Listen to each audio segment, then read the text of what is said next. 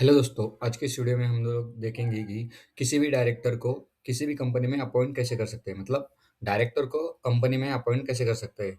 तो हम लोग वीडियो स्टार्ट करने से पहले मैं आपको बताना चाहता हूँ कि डायरेक्टर को अपॉइंट करने के लिए हमारे पास उसकी डीएससी होनी चाहिए, जो अपॉइंट हो रहा है डायरेक्टर उसकी, और उसका डी नंबर होना चाहिए। हमारे पास 3 मैंडेटरी डॉक्यूमेंट चाहिए जो कि हमें अटैच करने पड़ते हैं।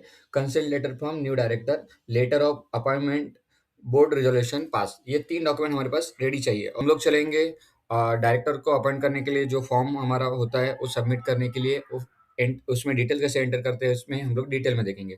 सबसे पहले पहले आपको जाना है एमसीए सर्विसेज पे। एमसीए सर्विसेज पे जाने के बाद यहाँ पे आपको कंपनी ई फाइलिंग पे जाना है। उसके बाद आपको डीन रिलेटेड फॉर्म्स पे क्लिक करना है। जैसे ही आप डीन रिलेटेड फॉर्म पे क्लिक करेंगे, आपको यहाँ पे appointment of director and KMP का ऑप्शन दिखेगा। वहाँ पे आपको क्लिक करना है। जैसे ही आप क्लिक करेंगे, आपके सामने एक ऐसा मतलब 3 पेजेस हमें भरने पड़ते हैं, उसका फॉर्मेट ओपन होगा, जिसमें आपको डिटेल्स एंटर करनी है। फ़ोन नंबर DI-12 हमें भरना पड़ेगा। इसकी डिटेल्स मैंने पहले ही एंटर करके रही है। मैं आप जस्ट बताने के लिए ये वीडियो बना रहा हूँ, तो आप यहाँ पे देख सकते हो। सबसे पहले हमें कंपनी डिटेल्स आएगी, जो भी कंपनी में वो डायरेक्टर अपॉइंट हो रहा है, उसका सीआईएन नंबर यहाँ पे हमें एंटर करना पड़ेगा। उसका नेम, एड्रेस और ईमेल आईडी ऑटोमेटिकली फैच होके यहाँ पे आ जाएगा। आप कितने डायरेक्टर और केएमपी कंपनी में अपॉइंट कर रहे हो, तो उसका यहाँ पे आपको नंबर एंटर करना पड़ेगा। मेरे केस में एक ही डायरेक्टर था, तो मैं 1 करूँगा। अपॉइंटमेंट था, पर्पज़ क्या था? अपॉइंटमेंट करना था, उसके लिए मैं अपॉइंटमेंट पे क्लिक किया, ठीक है? उसके नीचे हमें जो भी डायरेक्टर अपॉइंट हो रहा है, उसकी डिटेल एंटर करनी पड़ेगी। यहाँ पे डी नंबर आएगा, उसका नेम, फादर नेम, ये as per dean automatically fetch हो जाता है। यहाँ पे उसका डिज़ाइनेशन हमें चूज़ करना पड़ेगा। जो भी डिज़ाइनेशन रहेगा, वो आप चूज़ करो। मेरे केस में एडिशनल डायरेक्टर है, ना कि मैनेजिंग डायरेक्टर है और ना ही नॉमिनी डायरेक्टर। तो मैं एडिशनल डायरेक्टर पे क्लिक करता हूँ। आप ये इनकी डिटेल क्या रहती है, एडिशनल डायरेक्टर क्या रहता है, director, managing director, alternate director क्या रहता है, उसकी पूरी डिटेल एक वीडियो में बनाई है। हमारे यूट्यूब पेज पे वो वीडियो है, आप वो डिटेल में देख लीजिए। तो इस डायरेक्टर का मतलब क्या है, उनकी डिटेल क्या है, तो वो एक्सप्लेन किया हुआ है। तो इस केस में डिज़ाइनेशन हमने एडिशनल डायरेक्टर सेलेक्ट किया। जिस डेट से वो अपॉइंट हो रहा है, date of appointment change in designation, तो उस डेट से हम लोग यहाँ पे उसकी डेट एंटर करने वाले हैं। उसकी कैटेगरी क्या रहने वाली है, वो किस कैटेगरी में बैठा है, प्रमोटर है, शेयर होल्डर है, तो वो हम लोग यहाँ पे डाल सकते हैं। मेरे केस में वो प्रोफेशनल है, तो मैं यहाँ पे प्रोफेशनल का ही डाल देता हूँ। तो यहाँ पे हमें 3 ऑप्शन मिलते हैं, चेयरपर्सन, एग्जीक्यूटिव डायरेक्टर और नॉन एग्जीक्यूटिव डायरेक्टर। मेरे केस में वो नॉन एग्जीक्यूटिव डायरेक्टर है, एग्जीक्यूटिव डायरेक्टर मैंने यहाँ पे सिलेक्ट किया। तो ये column interest in other entities, ये कॉलम सबसे मैंडेटरी है। इसमें आप हम वो डिटेल देंगे, वो जो डायरेक्टर अपॉइंट हो रहा है, उस किस-किस एंटिटी में एज़ अ डायरेक्टर है। मेरे केस में एक ही कंपनी में वो डायरेक्टर था, वहाँ पे वो एडिशनल डायरेक्टर था। तो उस कंपनी का सीआईएन नंबर हमें यहाँ पे एंटर करने का है और नेम और एड्रेस ऑटोमेटिकली फैच हो जाता है। उसकी पोजीशन जो भी रहेगी, हमें वो मैन्युअली एंटर करनी पड़ेगी। और percentage of share holding, amount और अदर स्पेसिफाई। इसमें परसेंटेज शेयर होल्डर कितना उस कंपनी में उसने किया है, जो उस कंपनी में वो पुराना डायरेक्टर था उस केस में। तो मेरे केस में उसका कुछ भी प्रमोटर नहीं, एडिशनल डायरेक्टर था, उसमें कुछ का कुछ भी प्रमोटर होल्डिंग नहीं था। आपको देखना है ऐसे ही दोस्तों, आप उसकी जो भी परसेंटेज ऑफ होल्डिंग चेक करके यहाँ पे एंटर कर सकते हो। उसके बाद हमें आना है पर्टिकुलर ऑफ केएमपी। हमारे इसमें कोई भी केएमपी पर्सन नहीं था, तो मैंने यहाँ पे सीधा 0 कर दिया। उसके बाद ये ऑटोमेटिकली ऑटो फिल मतलब सब क्लोजिंग होके यहाँ पे हमें एक सेव का ऑप्शन मिलता है, वो हमें सिलेक्ट करना पड़ेगा। क्योंकि केएमपी रहेगा तो हम लोग यहाँ पे 1 करके उसकी डिटेल एंटर एंटर कर सकते हो। मेरे केस में नहीं है, तो मैं यहाँ पे सीधा सेव के ऊपर क्लिक करके नेक्स्ट पे क्लिक करूँगा। नेक्स्ट पे क्लिक करने के बाद यहाँ पे अटैचमेंट हमें देनी है। इस केस में हमें कौन सी अटैचमेंट देनी है, इसमें consent letter, letter of appointment and board relation. मैंने स्टार्टिंग में आपको बोला था, ये तीनों डॉक्यूमेंट यहाँ पे हमें अटैच करने हैं। जैसे ही हम लोग अटैच करेंगे, उसके नीचे एक ऑप्शन आता है डायरेक्ट कंसेंट एंड डिक्लेरेशन। इस केस में जो भी डायरेक्टर है, उसकी कंसेंट हमें चाहिए। तो ओम संदीप जो भी पर्सन है, इससे हम लोग कंसेंट ले रहे हैं कि हम तपस्या में उसको एज अ डायरेक्टर अपॉइंट करेंगे।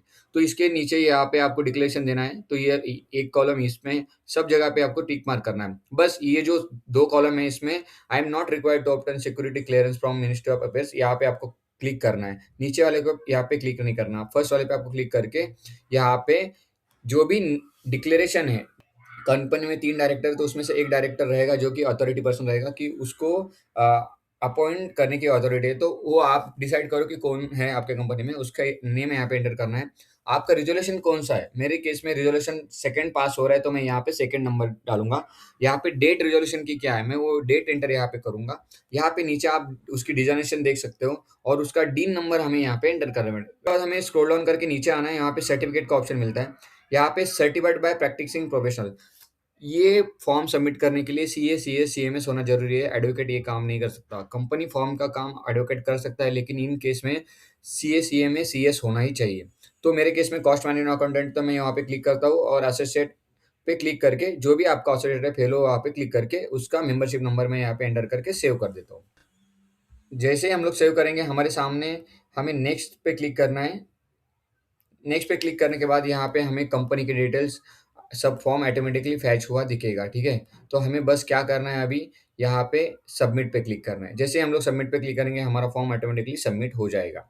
जैसे ही आपने वो फॉर्म सबमिट किया, तो आपको नेक्स्ट स्टेप करना है, जो भी आपने फॉर्म सबमिट किया, वो फॉर्म डाउनलोड करके उस पे डीएससी से सिग्नेचर करके अटैच करना है। यहाँ पे आपको माय एप्लीकेशन पे जाना है। जैसे ही माय एप्लीकेशन पे जाएँगे, यहाँ पे पेंडिंग फॉर एक्शन आपको यहाँ पे दिखेगा। तो यहाँ पे आपने जो भी कंपनी में अभी डायरेक्टर अपॉइंट किया था, उसकी फॉर्म सबमिट किया था, वहाँ पे उसकी डाउनलोड पीडीएफ में वो पीडीएफ आपको मिलेगी। यहाँ पे डाउनलोड की हुई पीडीएफ ओपन करेंगे डीआईआर 12 फॉर्म की। तो यहाँ पे आपको जो डायरेक्टर अपॉइंट हो रहा है उसकी सिग्नेचर, जो डायरेक्टर अथॉरिटी दे रहा है उसकी सिग्नेचर, और जो ऑथराइज्ड पर्सन है जो ये फॉर्म फाइल कर रहा है सीए, सीएमए, सीएस, उसकी सिग्नेचर यहाँ पे आपको डिजिटल सिग्नेचर आपको यहाँ पे अटैच करनी है। मेरे केस में यहाँ पे मैंने जो सीएमए थे उनकी डिजिटल सिग्नेचर अटैच कर दी, जो ऑथराइज्ड पर्सन था उसकी डिजिटल सिग्नेचर अटैच कर दी, और जो मैनेजिंग डायरेक्टर था उसकी सिग्नेचर मैंने यहाँ पे अपॉइंट अटैच कर दी। तो ऐसे ही ये फॉर्म मैं सेव करके अपलोड करने वाला हूँ। तो चलो चलते हैं अपलोड करने के लिए। यहाँ पे सबसे पहले हमें यहाँ पे फिर से हमारे जो पेंडिंग फॉर एक्शन पे आना है। यहाँ पे अपलोड पीडीएफ का एक ऑप्शन आपको वहाँ पे दिखेगा। अपलोड पीडीएफ पे क्लिक कर देता हूँ और यहाँ पे चूज़ फाइल का आपको ऑप्शन मिलेगा। यहाँ पे आपको जो डिजिटल सिग्नेचर की थी वो पीडीएफ हमें यहाँ पे अपलोड कर देनी है। जैसे ही प्रोसीड टू पेमेंट पे क्लिक करेंगे, प्रोसीड टू पेमेंट हम लोग आगे प्रोसीड करेंगे। तो यहाँ पे आप देख सकते हो जो कि डायरेक्टर अपॉइंट हो रहा है उसकी फ़ीस हमें यहाँ पे शो होगी, जो कि हमें यहाँ पे पेमेंट करना पड़ेगा। तो हम लोग मेक पेमेंट पे क्लिक करेंगे और यहाँ पे ऑनलाइन ऑफलाइन मेथड चूज़ करके जो भी हमारा पेमेंट है वो करके सबमिट कर देंगे। तो इसके बाद हमारा फॉर्म ऑटोमेटिकली सबमिट हो जाएगा और 5 टू 10 डेज़ के बाद हमें एमसीए के साइट पे रिफ्लेक्ट भी हो जाएगा। मोस्टली 24 हॉर्स आफ्टर ही हो जाता है, लेकिन इसमें टाइम लगता है। तो ऐसे ही वीडियो देखने के लिए हमारे चैनल को सब्सक्राइब करो। कुछ भी हेल्प लगे तो आपको स्क्रीन पे मोबाइल नंबर मिलेगा, उस पे कॉल करो, फ्री ऑफ कॉस्ट आपको हेल्प की जाएगी। इफ़ आपको पेड सर्विस चाहिए तो वो भी आपको हम लोग दिला देंगे अच्छे से, कम कॉस्टिंग में। तो ऐसे वीडियो देखने के लिए हमारे चैनल को सब्सक्राइब करो।